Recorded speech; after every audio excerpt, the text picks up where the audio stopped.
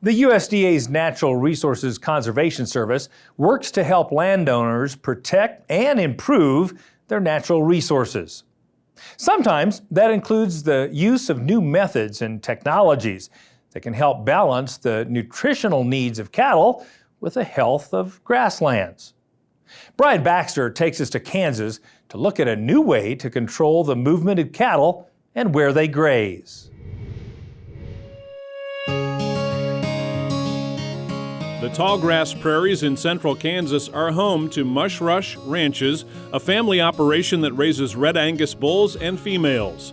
With a goal of keeping their ranch viable for generations to come, the Mush Rush family is working with the NRCS Great Plains Grassland Initiative to defend their grasslands from woody plant encroachment. Defending the core, to me, is all about intact grassland. So not only about trees, but having healthy rangeland in our pastures, against any invasive species, against bare ground.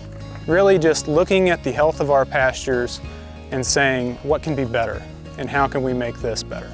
My hope is that we start seeing these defended cores grow in size, that we can actually share the stories of the mush rushes and those individuals that stepped up and said, grasslands are going to win.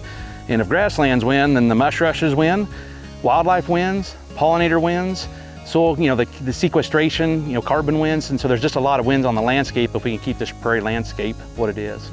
One of the unique ways the Mush Rush family is working to fight invasive woody plants and keep their tallgrass prairie healthy for both cattle and wildlife is with a research project testing new virtual fencing technology.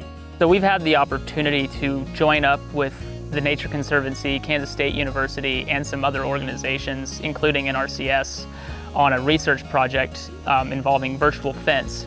The major frameworks of this project are to increase habitat for upland game birds, try to repair erosion along waterways. We want to see benefits of grazing along with burning and how maybe there's better ways to rotate through burned areas. And then we also want to change how we utilize areas, such as trailing along fences, cornering cattle, push them out of riparian areas to help with erosion, hilltops versus side slopes. Maybe we can force them into those areas that they don't graze as intensely and give those other areas a break when they need it.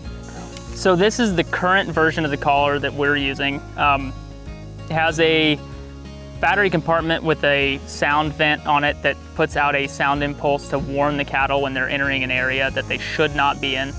And then there's an electrical impulse that comes up through the chain, and that is what deters them further if the sound doesn't. There's a training protocol that we go through, and they learn it pretty quickly that the sound means don't go there, and so they quit going in there.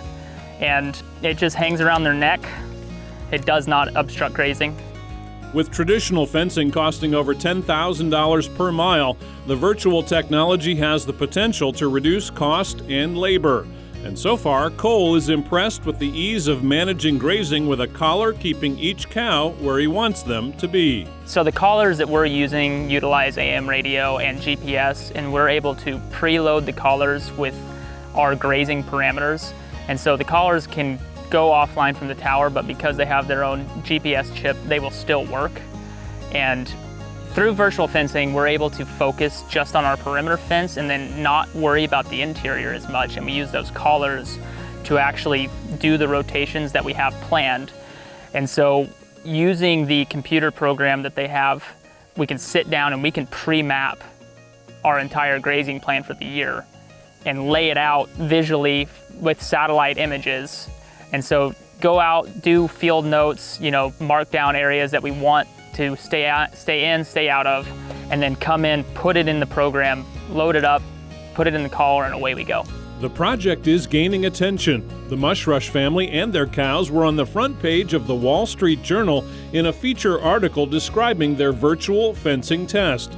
And Cole says he's excited to be part of a collaborative project where partners, including NRCS, can pass on their results to others. So with the partnerships, we're utilizing maybe new technology that hasn't been available, and maybe people are a little leery of adapting. And so because we're doing it through this research project, we're kind of sticking our foot in, but not, diving in completely, just getting an idea of what's going on. And so we can show people in the community like, hey, this is gonna work, or maybe it's not. I think it will. The technology has a lot of potential, and we're really excited to see how it plays out in the next 5 years and beyond.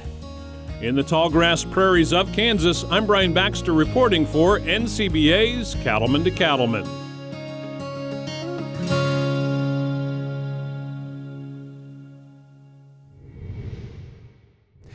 If you have conservation practices you'd like to put in place on your operation, you should start by visiting with your local NRCS office about the technical and financial assistance they can provide.